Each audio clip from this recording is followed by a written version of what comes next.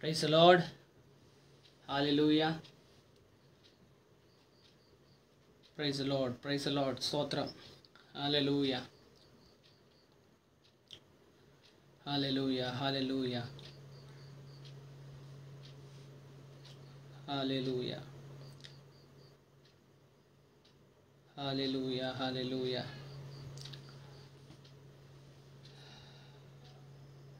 परमेश्वर के नाम की स्तुति हो।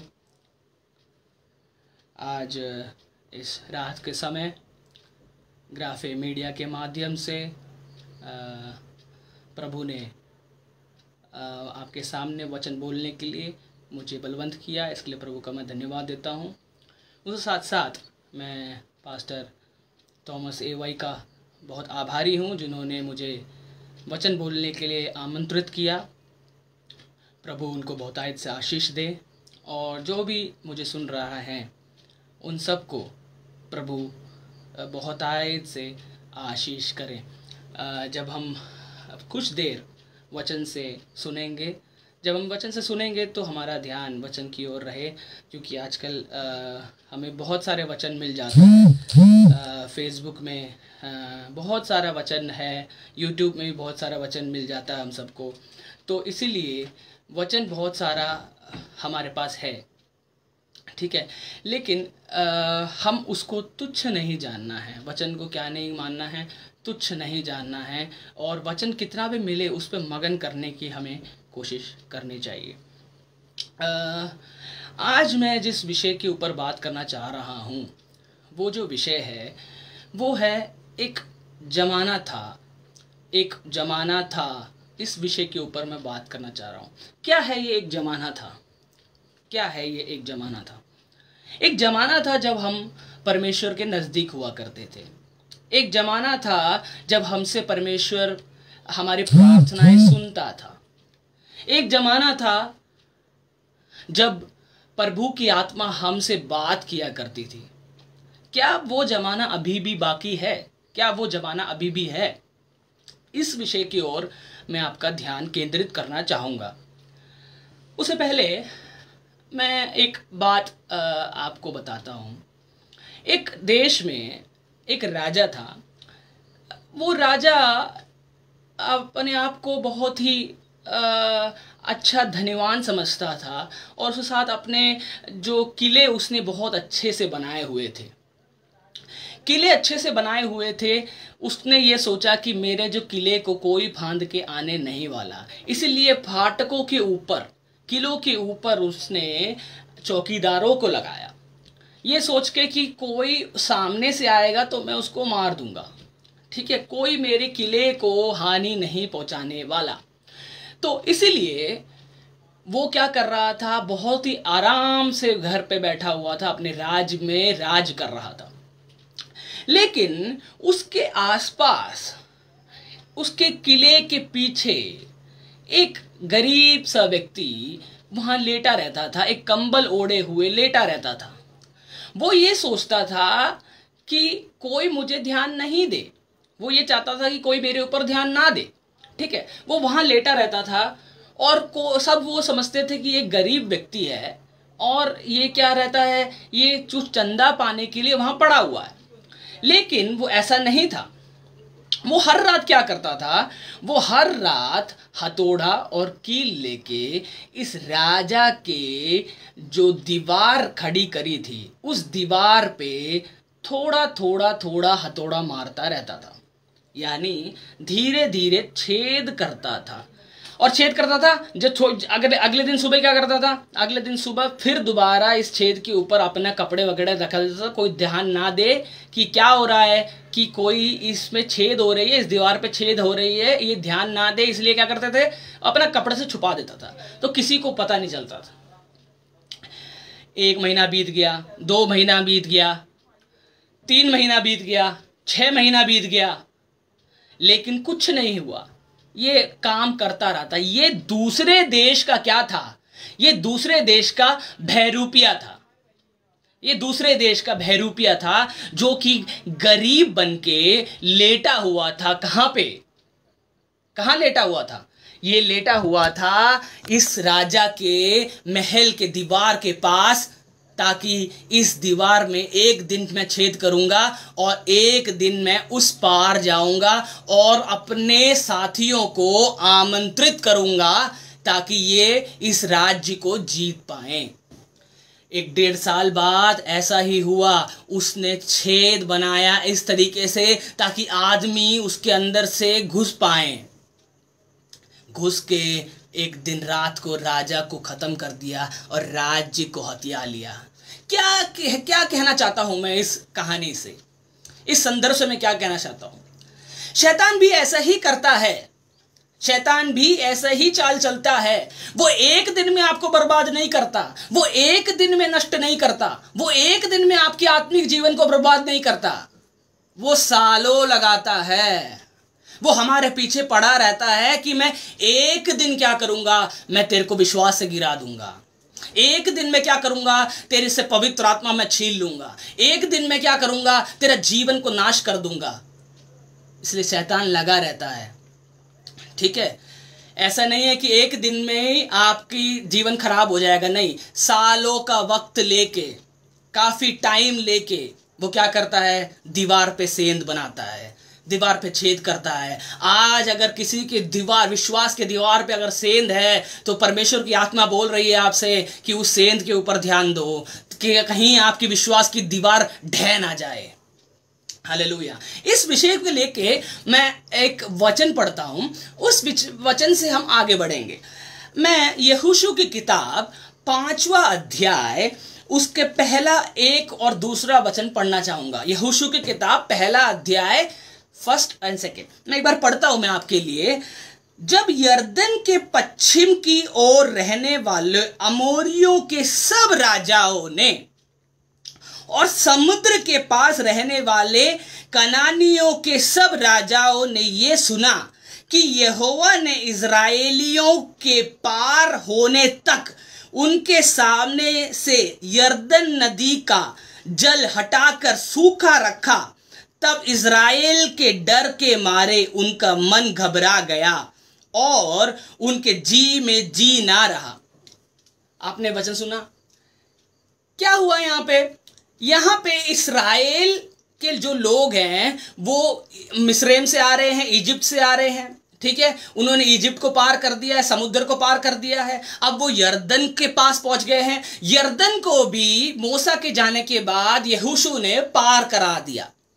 अब ये जो खबर है कि यरदन की जो नदी है ये 2 होके खड़ी रही जब तक इज़राइल के सारे निवासी इस पार से उस पार ना आ गए।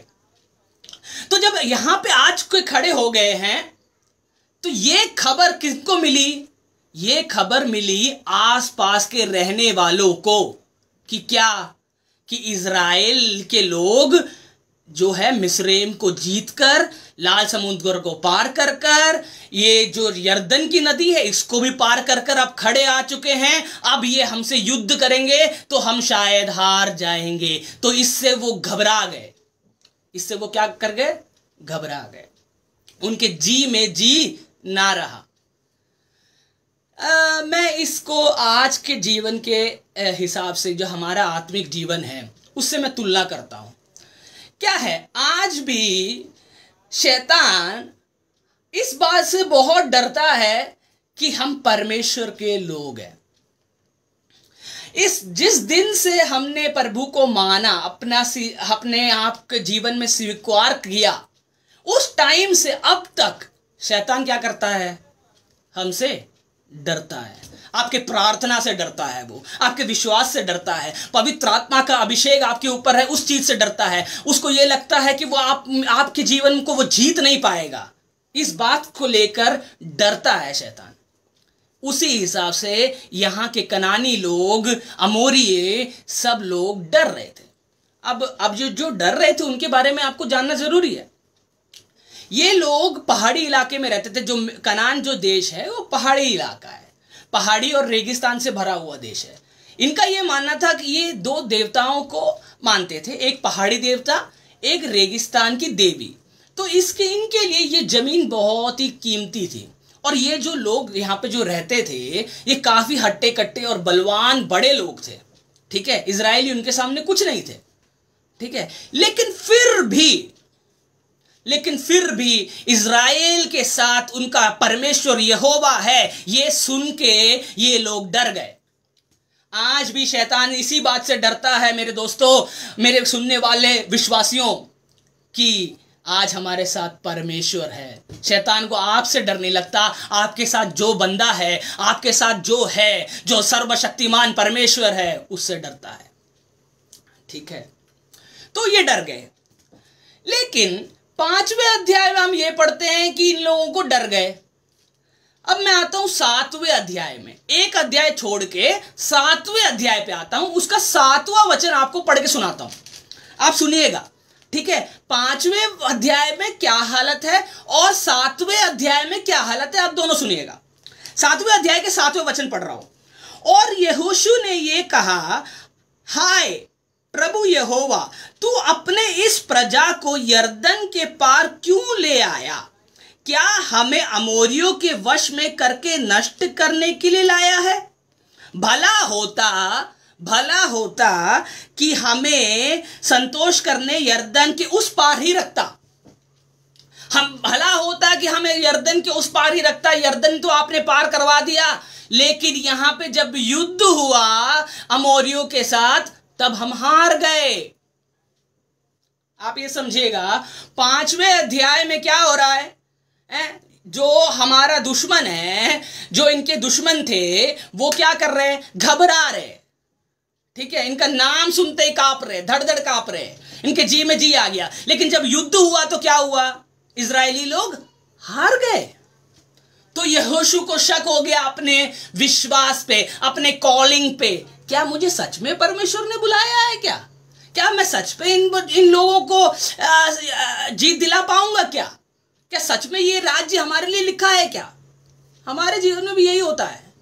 विश्वास में जब आते हैं तो शैतान हमसे डरता है, लेकिन जब विश्वास की युद्ध लड़ना होता है तो हम बार बार हार जाते हैं। जब विश्वास का युद्ध लड़ना होता है तो हम बार बार हार जाते हैं।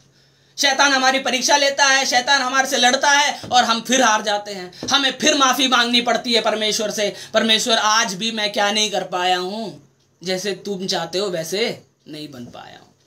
प्रभु आज भी मैं क्या हूं? आज भी मैं नालायक हूं। युद्ध जीतना सीखना है। डरते होंगे लोग हमसे, डरते होंगे शैतान हमसे, हमारे प्रार्थनाओं से डरता होगा शैतान, लेकिन जब तक करोगे नहीं तब तक जीत उसी की है। इसीलिए प्रार्थना का युद्ध जीतना है। पौलुस हमको यही याद दिलाता है कि जो हमारा युद्ध है वो रक्त या फिर मांस से नहीं है, मांस से नहीं है। हमारा युद्ध है जो ताकतें हैं, जो अंधकार की ताकतें हैं, जो आसमानी शक्ति है, उनसे हमारी लड़ाई है, जो कि दिखती नहीं है। वो ये चाहता है कि तेरे को डुबा दें। और इसमें क्या होता है, जो मैंने पहली कहानी बताई थी, आपको याद है कि धीरे धीरे धीरे धीरे करके डुबाता है, एक दिन में नहीं होगा। मैं इसके बीच में जो चला है 5वें अध्याय से 7वें अध्याय में, क्या छठा अध्याय आता है बीच में। इस छठे अध्याय में क्या हुआ और 7वें अध्याय में क्या हुआ, इसका मैं बताऊंगा। उससे पहले मुझे एक व्यक्ति के बारे में आपको बताना है। धीरे धीरे धीरे प्रभु की संगति से दूर होता चला गया एक व्यक्ति। उस व्यक्ति के बारे में बता के मैं इधर वापिस आऊंगा। आप हम सब लोग उसको जानते हैं। एक बच्चा भी उसको जानता है, संडे स्कूल में पढ़ने वाला शिमशन नाम का व्यक्ति है, ठीक है। वो क्या करता है? वो परमेश्वर के द्वारा चुना गया है। कब से? बचपन से, जन्म से चुना हुआ व्यक्ति है वो, ठीक है। 2-3 काम नहीं करना है, उससे परमेश्वर ने बोला था कि 2-3 काम नहीं करना है। क्या नहीं करना है? दाखरस नहीं पीना है, अपने बाल नहीं कटवाना है, तीसरा मधु नहीं खाना है। अब जो मना किया है ना, इंसान की पहले से ही आदत रही है कि जो मना करते हैं वो ही करने को दौड़ते हैं। अब आदम के जमाने से यही कहानी है। जो मना करेगा ना, मना कर दो उस चीज को, ये नहीं करना, वही इंसान करता है। तो इसको भी यही था कि थोड़ा सा क्या हुआ, अगर मैं थोड़ा सा दाख मधु पी लूंगा तो क्या चला हो जाएगा, थोड़ा सा दाखरस पी लूंगा तो क्या हो जाएगा। यही तो होता है, हमारा भी एटीट्यूड यही है, हमारी भी सोच यही रहती है, अरे थोड़ा बहुत झूठ बोल दिया तो क्या हो गया। आता हूं मैं उसके ऊपर बात करने। क्या किया इसने, ये जाता कहां है, इससे बोला था दाखरस नहीं पीना, जाता कहां है, अंगूरों के बेड़ियों के बीच में से जाता है, यानी पाप के करीब होके निकलता है। आप समझ रहे हो बात को, पाप के करीब होके निकलता है। बहुत बड़ा खतरा है ये। मैं क्या कर रहा हूं, हम बोलते हैं ना, हमारे कुछ यंगस्टर्स बोलते हैं कि मम्मी मैं क्या कर रहा हूं, मैं दोस्तों के साथ जा रहा हूं। क्या वो क्यों जा रहा है बेटा, वो थोड़ा सा ड्रिंक करेंगे, मैं उनके साथ बैठूंगा, पीऊंगा नहीं, मैं वो लोग जो करेंगे मैं कुछ करूंगा नहीं, बस देखूंगा। समझ रहे हो, खतरा को मोल ले रहे हो। ऐसे काम जो नहीं करने हैं उसके पास जाना भी आप अपने विश्वास के जीवन को खतरे पे मोल ले रहे हो। क्या किया, गया एक और मैं आपको वचन पढ़ के उसका बात समझाता हूं। जो न्यायों की किताब 14वां अध्याय उसका 5वां वचन पढ़ता हूं तो आपको समझ में आ जाएगा ये शिमशोन करता क्या है, क्या गलतियां करी इसने। उस जीवन से, इस चीज से हमको सीखना है, क्या गलतियां करी इसने। देखिए, तब शिमशोन अपने माता पिता को संग लेके तिम्ने को चलकर तिम्ने की दाख की बारियों के पास पहुंचा। वहां उसके सामने एक जवान सिंह गरजने लगा। ध्यान देने वाली दो बातें हैं इसमें। एक, कहां से होके गुजर रहे हैं ये लोग, बाड़ी से, दाख रस की बाड़ी के बीच में से। दूसरी ध्यान देने वाली बात यह है, यानी पहले मैंने बताया वो खतरा मोल ले रहा है क्योंकि मना किया हुआ है, उसके पास जा रहा है, पास में जा रहा है। दूसरी बात यह है कि इसके माता पिता साथ में है, लेकिन ये जो शेर है ये किसके ऊपर गरजा, वहां पे लिखा हुआ है उसके सामने आया। किसके सामने, शिमशोन के सामने। सामने देने वाली बात यह है, माता पिता के सामने नहीं आया, शिमशोन के सामने गरजने लगा। कौन, शेर। क्या दिखाता है ये, अगर तेरे में पवित्र आत्मा की सामर्थ्य है, अगर तू चुना हुआ बंदा है, अगर तेरे से परमेश्वर कुछ कार्य कराना चाहता है तो तेरे पीछे गरजने वाले बहुत हैं। शैतान तेरे पीछे गरजेगा, तेरे को नाश करने का सबसे पहले उद्देश्य उसका तेरा जीवन खत्म करना चाहता है। माँ बाप से दिक्कत नहीं है, माँ बाप से दिक्कत नहीं है उनको, कि शेर को दिक्कत किससे है, शिमशोन से है, क्योंकि उसको मालूम है, शैतान को मालूम है कि अभिषेक किसके ऊपर गिरा हुआ है, शिमशोन के ऊपर गिरा है। तो अभिषेक किसके ऊपर है, शिमशोन के ऊपर है, लेकिन ये बाड़ियों के बीच में होकर गुजरता है। अभी देखना क्या हुआ, क्या हुआ, शेर आया, इसने फाड़ दिया। कैसे फाड़ा, कि सोचा एक बकरी है, एक भेड़ के समान फाड़ डाला, इसके लिए कुछ भी नहीं था, पवित्र आत्मा उसमें बहताए से आई। ठीक है, वो तो हो गया।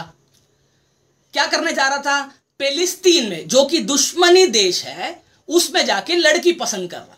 उधर आई है उसको लड़की पसंद, कोई लड़की इधर पसंद नहीं आई। अपने इलाके में बाहर जिनसे संबंध नहीं बनाने थे उस टाइम पे प्रभु ने मना किया था, उनसे संबंध बना रहा है, बार बार खतरा मोल ले रहा है, संबंध बना रहा है।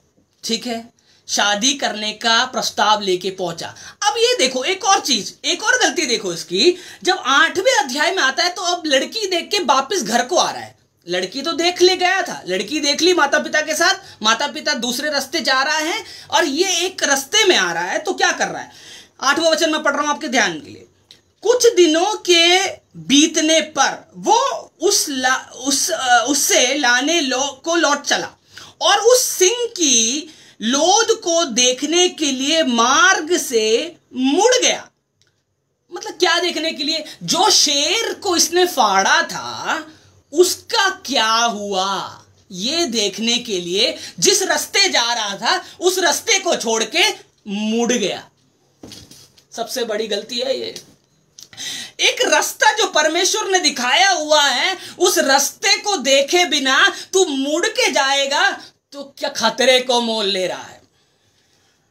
जिसको जाना, उस रास्ते तो जाना ही नहीं था, उसको मुड़ के नहीं देखना था। एक बार तो हो गया, खत्म हो गया। वो कहां, कौन सा इलाका है वो दाख रस बहने वाला, सॉरी दाख मधु और दाख की बाड़ियों के बीच से वो रास्ता था, याद है ना आपको।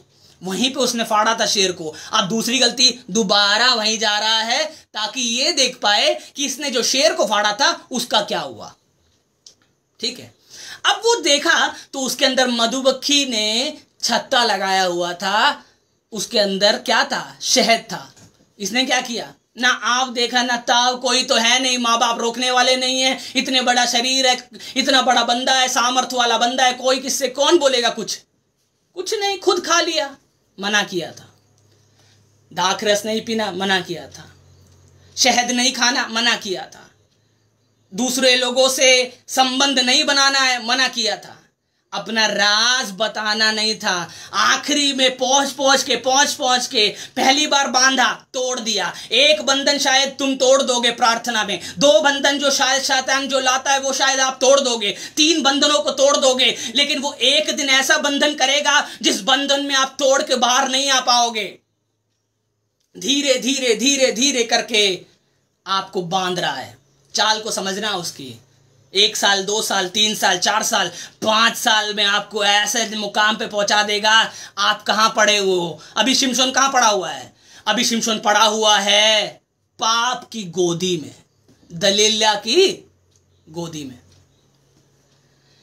देखने गया था, पास से जाता था।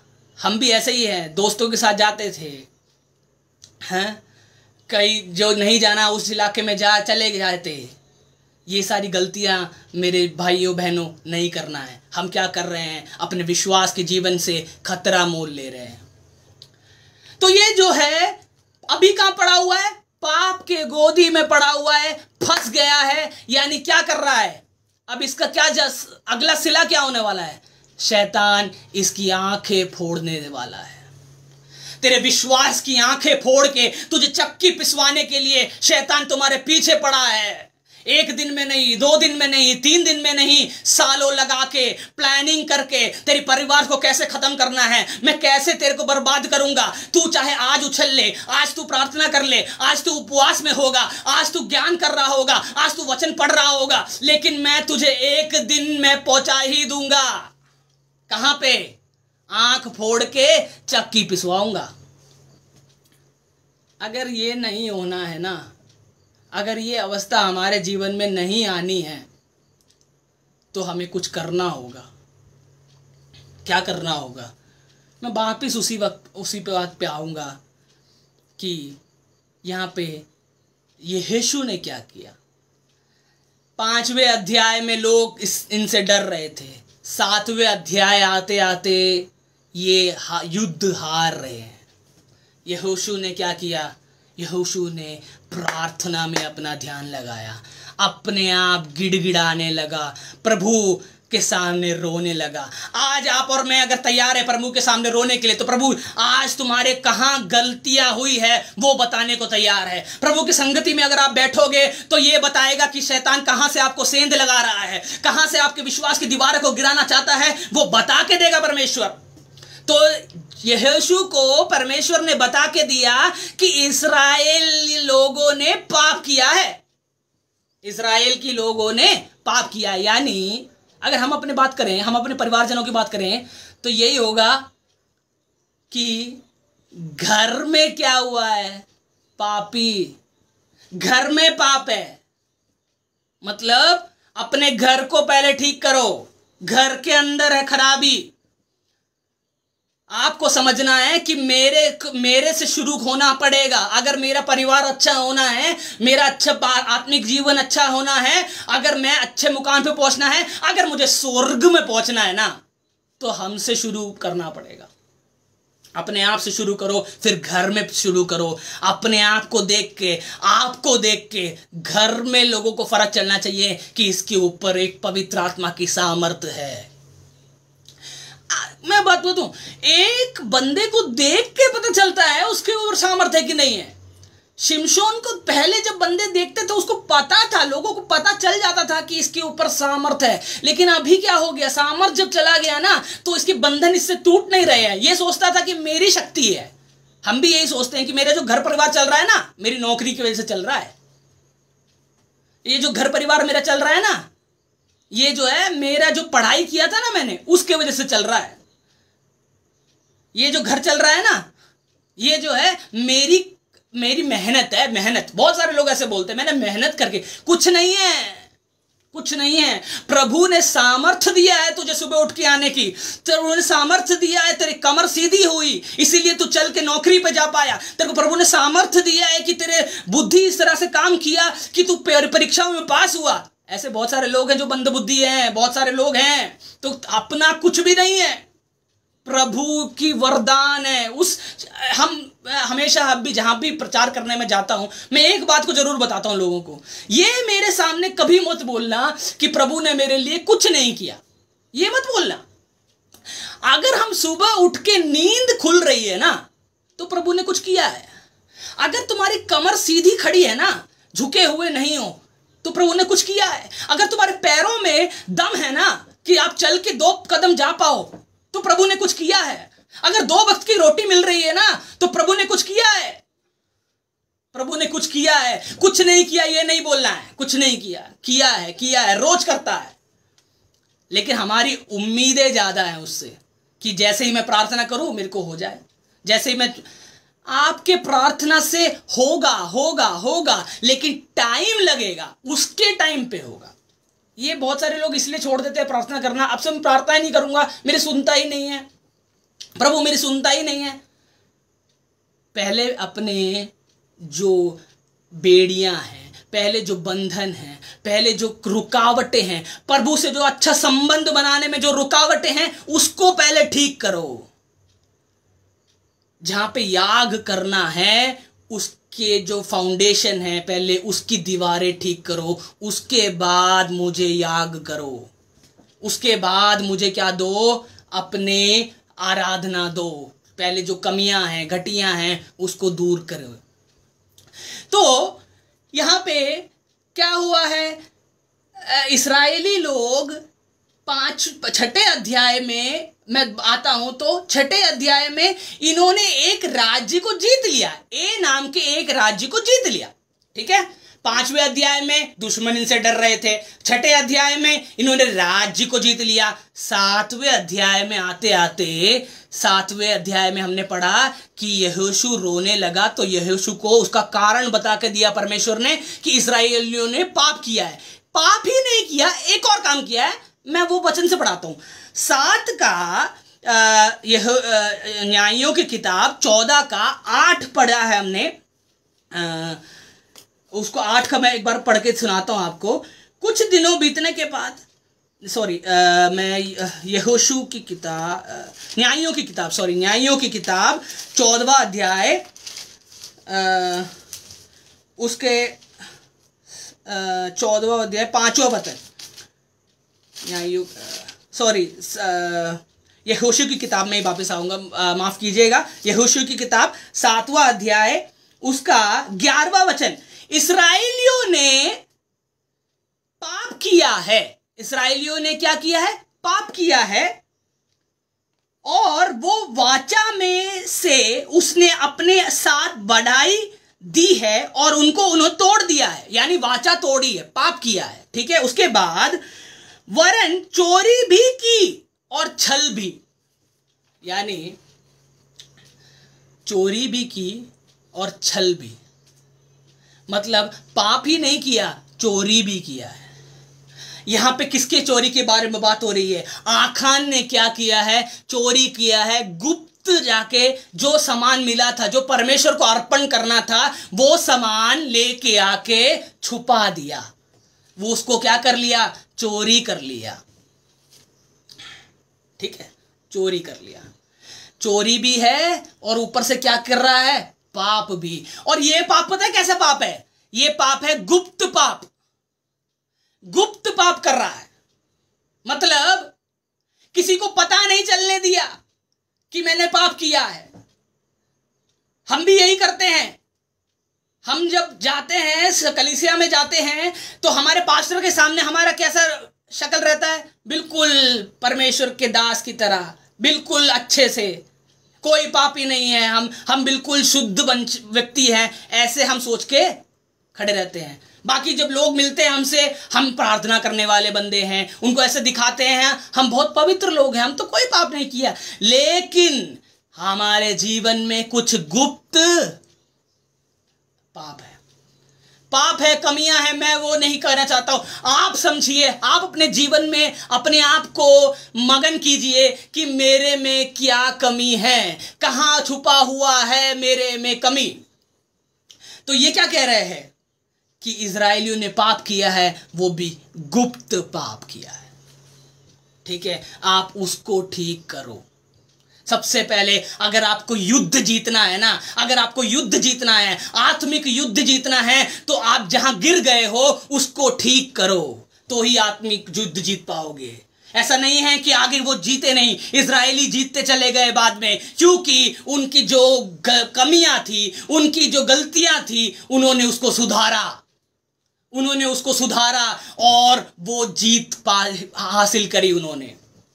इसीलिए जब तक हमारे कमियों को हम नहीं सुधारेंगे, हम कितना भी प्रार्थना कर ले फायदा नहीं है। यहोशू की प्रार्थना परमेश्वर सुन सकता था कि बिना ये सब पाप को ठीक किए भी वो क्या कर सकता था, इनको जीत दिला सकता था, यहोशू की प्रार्थना सुन ले सकता था।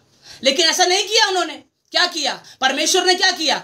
यहोशू की प्रार्थना सुनने से पहले बोला यहोशू को, तू अपने घराने में जिनने पाप किया है उसको बाहर निकाल के फेंक। तो घराने के पाप, जो हम में बसे हुए पाप जो हैं, जो हमारी कमी हैं, उनको हमको क्या करना है? दूर करना है। हमको ऐसा लगता है कि हम पाप नहीं करते हैं, हम गलतियां नहीं करते हैं। मैं ये नहीं कहता कि पाप कर रहे हैं, नहीं, हम गलतियां कर देते हैं। प्रभु के सामने हम गलतियां कर देते हैं, बहुत सारी गलती, जाने अनजाने में किसी को दुख पहुंचा दिया, जानबूझ के कुछ झूठ बोल दिए, जानबूझ के कुछ जो नहीं करना चाहिए था वो सारा कर लिया है। तो उसको सुधारने की कोशिश कीजिए। प्रभु आपसे यही बात करना चाह रहा है। एक जमाना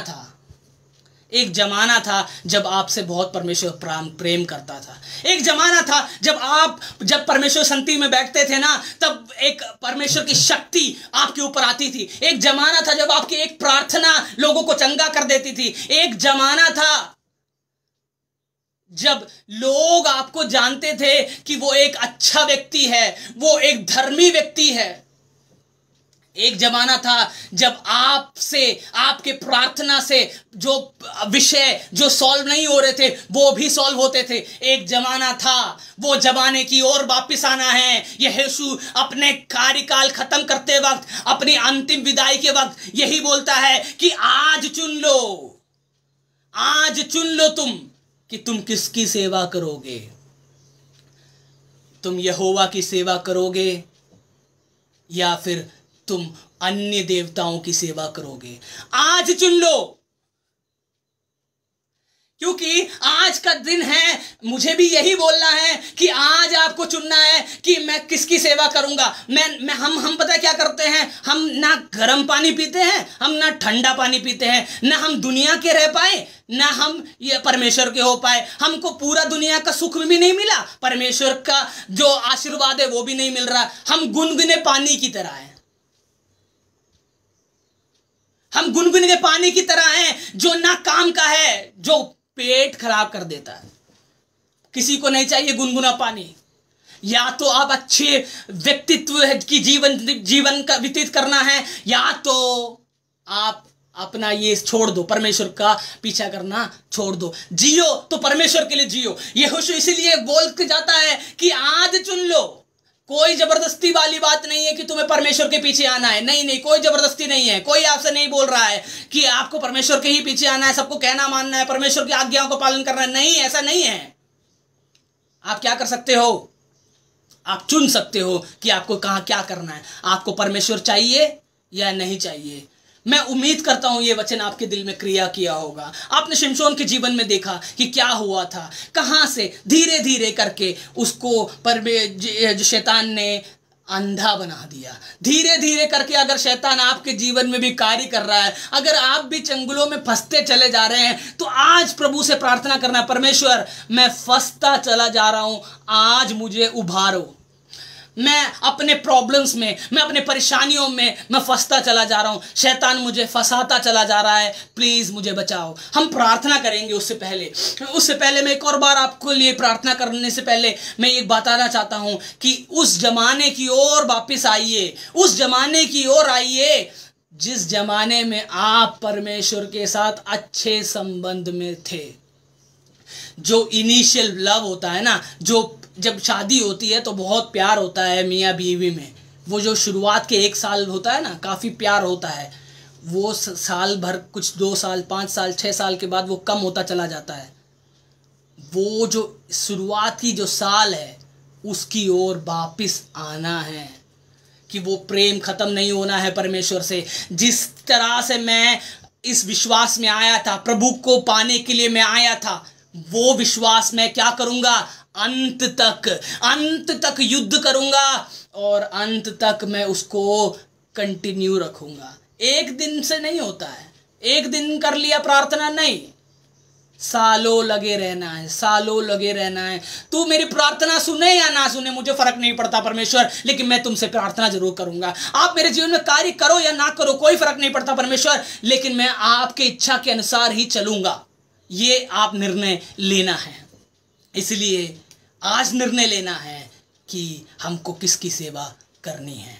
उम्मीद करता हूँ ये वचन आपके दिल में कार्य करेगा। मैं आपके लिए एक बार प्रार्थना करना चाहता हूँ। आप अभी सोने जा रहे होंगे, जहाँ पर भी होंगे, एक बार अपने हृदय में प्रार्थना कीजिए, प्रभु उन दिनों की ओर लौटा ला जहाँ पहले मेरा और तेरा रिश्ता बड़ा अच्छा था। उन दिनों की ओर लौटा ला जहाँ मेरे प्रार्थना करने से आपको प्रसन्नता मिलती थी।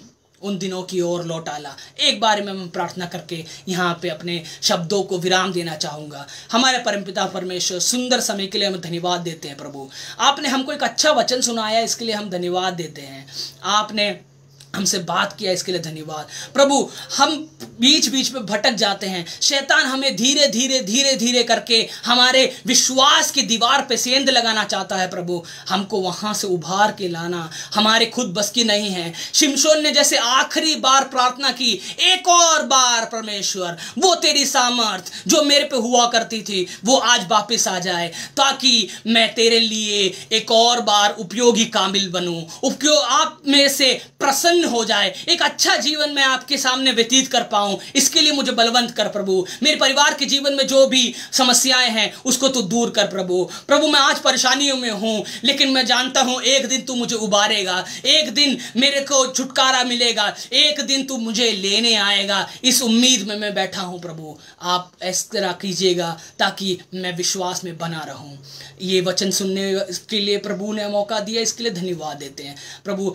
जिसने ये वचन सुना उन सबको आशीष देना। आप ऐसा करेंगे विश्वास करते हैं। प्रार्थना सुना, ग्रहण किया, धन्यवाद। यीशु मसीह के नाम से मांगते हैं, सुन और ग्रहण कर, आमीन।